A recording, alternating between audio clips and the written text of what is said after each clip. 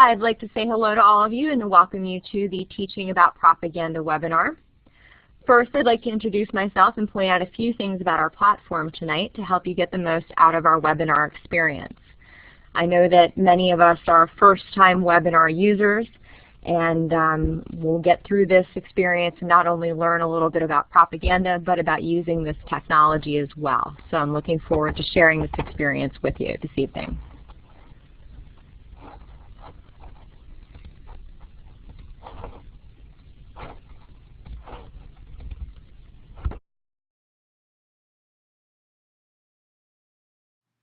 I also thought it would be important to instruct the users on how to actually use the whiteboard software that was part of the webinar.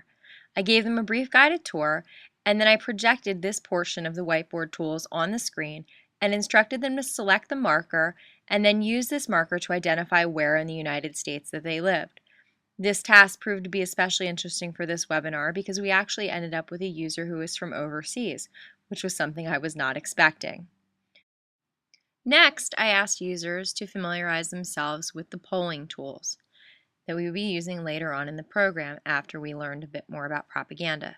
In order to familiarize themselves with these polling tools, I asked them to utilize them to identify the level at which they were currently teaching. I was then able to project the results of this survey on the screen for everyone to see.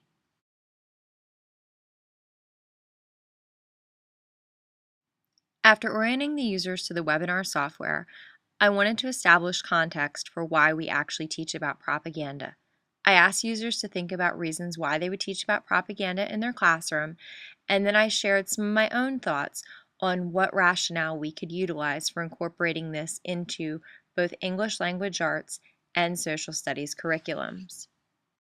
To continue this establishment of context, I shared with participants this chart that was developed by Renee Hobbs of the Media Education Lab at Temple University. We discussed media literacy as part of the larger category of meta-literacies, and I shared with them these 5 competencies that Hobbs has established as being vital to teaching digital and media literacy. I ended the portion on establishing context by sharing with the participants several framing questions that they should keep in mind throughout the course of the webinar.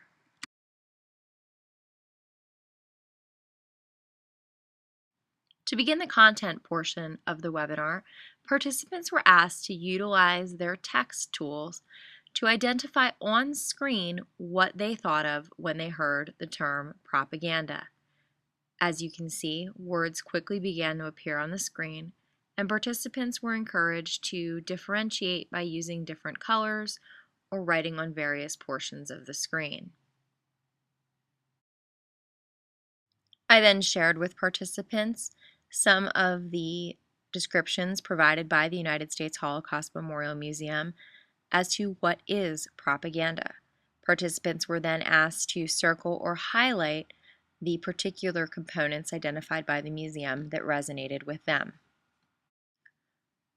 We then explored a list of common propaganda techniques as provided by the State of Deception Propaganda exhibit, and participants received explanations about each propaganda technique as well as examples of the techniques from the State of Deception online exhibit, as is evidenced from the following clip. Okay, our first technique is bandwagon. To illustrate this technique, I've chosen an election poster that was used in the spring of 1938. Does anybody know what the significance of April 10th was? What people might have been voting on? Actually, not the chancellorship, but the poster actually says yes for a greater Germany. Spring of 1938, how did Germany expand? Okay. The Anschluss, yes, it absolutely. And this poster illustrates jumping on the Nazi political bandwagon. It shows this by the hands that are raised in a unified Nazi salute. Nazi propaganda frequently stressed the power of mass movement to propel the country forward. And again, this is subtly underscored by the upward angle of the hands.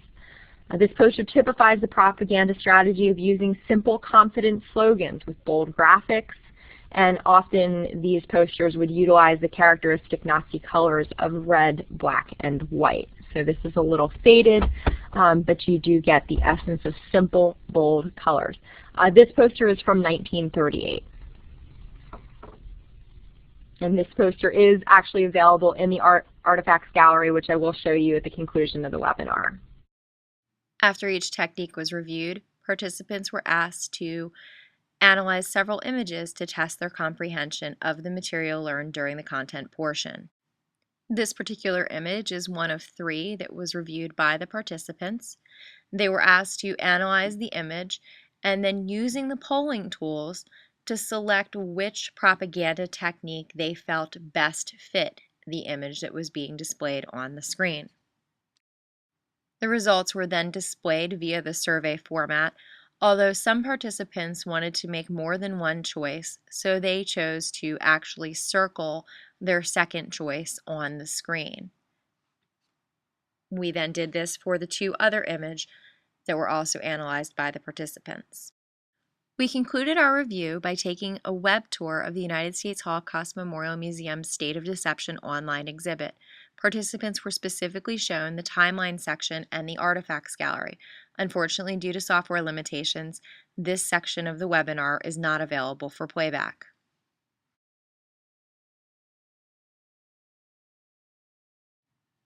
In conclusion, I shared this list of suggested resources with the participants. I then asked them to follow a link to a website, which was also emailed them, to take a follow-up survey. I'm happy to say that 95% of the participants in the webinar did complete the follow-up survey. Results were shared under separate cover with Peter Fredlich and Christina Chavarria.